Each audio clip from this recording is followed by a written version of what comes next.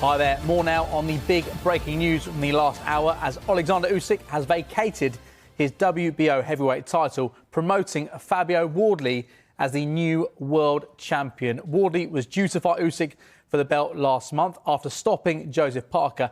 And we can speak now to our reporter, Andy Scott. Andy, a big day in the world of boxing and big news this evening. Can you explain why Usyk has arrived at this decision to relinquish that WBO belt?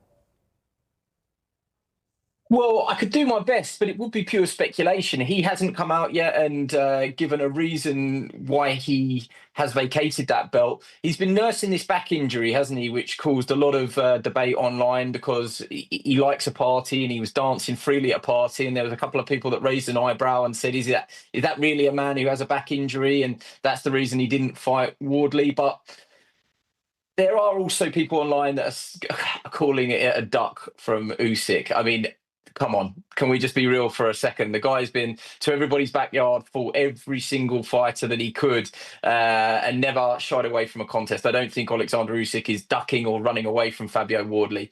But I would suspect that he doesn't want to dance to the tune of the governing bodies who have put a time span on things. And, you know, what is he now, 38? I think when we all get to that age, the back's a bit sorer, isn't it? And he probably wants more time to recover and he wants to plot his own course out of the sport. We know he hasn't got many fights left. And I would sense that he wants to go out on his own terms and maybe not to the beck and call of the WBO. But that isn't Fabiowardley's problem, and that's not Fabiowardley's issue. Just want to take the time to say congratulations to Fabiowardley. The UK has a new heavyweight world champion, and his name is Fabiowardley. It's a great story.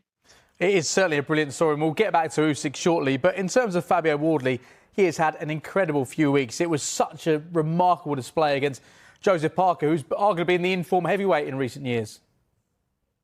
Yeah, it was absolutely brilliant and it was richly deserved. So many people, including a lot of us under Sky Sports HQ roof, were picking Parker because that was the educated call. But Fabiowardley does not know when he's beat. He doesn't know how to lose. He's incredible. And, you know, I don't think he really plays on it enough, but we can.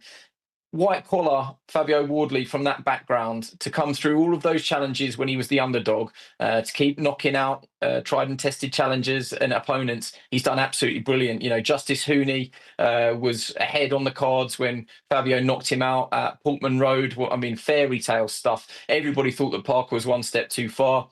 Fabiowardley writes his own scripts, doesn't he? And found that equaliser, and actually it was more than an equaliser, wasn't it? It was a knockout blow, and Parker was stopped on his feet. Some people argue controversially, but you know, I think all in all it was a good stoppage, and that put Fabio on the brink, didn't it? Let's be honest. It put him in that position that he earned the right to fight Usyk.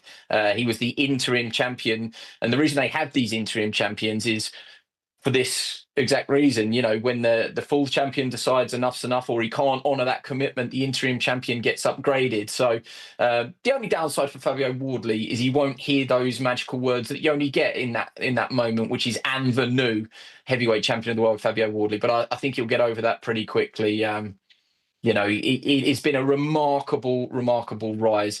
People traditionally from his background don't get to where he has got to. A lot of the times they've had at least some amateur background, they've had at least some amateur experience.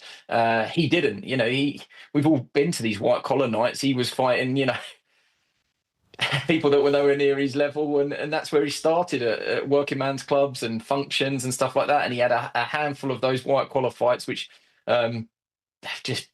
it's just amazing, isn't it? It's a brilliant story for boxing. It just shows you don't have to tread the tried and tested route. You can go your own path. So congratulations to Fabiowardley, and I'm sure there's a few glasses being raised in Ipswich tonight.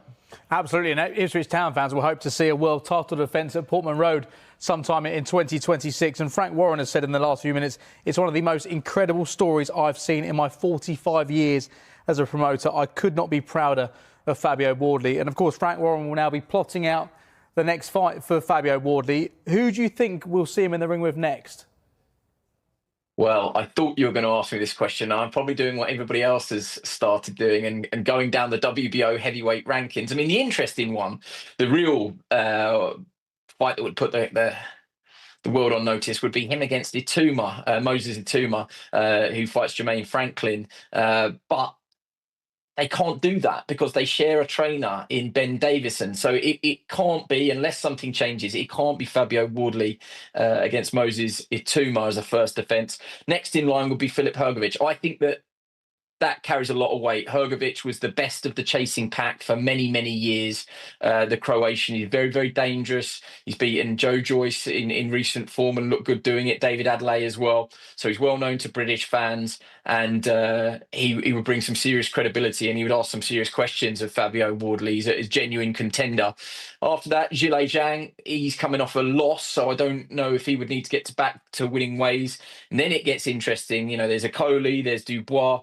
If you keep going down, there's a certain Derek Chisora as well. You know, would Fabio Wardley fight Derek Chisora in their first defence if the WBO would grant a voluntary, so he could choose anybody in the top 15, I think it is? That would be interesting. But whoever they pick, you know, why would you bet against Fabio Wardley? He's just getting better and better, and he's finding a way to win these fights. Wonder if it will change him being heavyweight champion. It's a pretty big sort of mantle, isn't it? I don't care about the other things that have been announced today. The heavyweight champion of the world is still the baddest man on the planet. And Wardley now the WBO champion, Usyk relinquishing that belt. What do you think that does mean in terms of Usyk's intentions? Because there has been that talk about that trilogy fight with Tyson Fury, and I guess having relinquished that belt, it makes it more of a possibility, or do you think this is an indication that this could potentially be it for Usyk? I don't think it would be it, and I think it's a real shame if it was it, because you want him to have his moment where he says goodbye to the crowd on the night. I think as much, and this is just me speaking here in the safety of my own home, safety in my own home. I would love Usyk to stop now. I don't want to see him go on and on and on and even risk losing that aura that he has. He's been the best of his generation and he's beat all comers. I would like him to stop sooner rather than later. But I don't think he will. I think he will have one more. Whether that would be the trilogy with Tyson Fury, I'm not so sure. Tyson Fury is still very much retired. The tease that we got at the weekend, which I know was slightly changed in the last 24 hours with what's been announced today, but you would think that Turki Al-Sheikh has got his ear to the ground, and he said that AJ's plan would be to fight in February, and then they would do everything they could to set up a fight between Fury and AJ in September. You don't really see Usyk being part of those plans. I mean, that's just a hunch that I have. I've reached out to Usyk's team tonight to see if they can clarify anything, or at least give me something to go on. I think Usyk will have one more because that's what he said he would do, and he doesn't seem to go back on his word. So I think, you know, the way the situation is at the moment, he will not get to say goodbye with a heavyweight title defence of one of his other belts in Ukraine. But I would sense that he would want to have one more and say goodbye, at least on his own terms, maybe in the summer. Andy, thank you very much for now.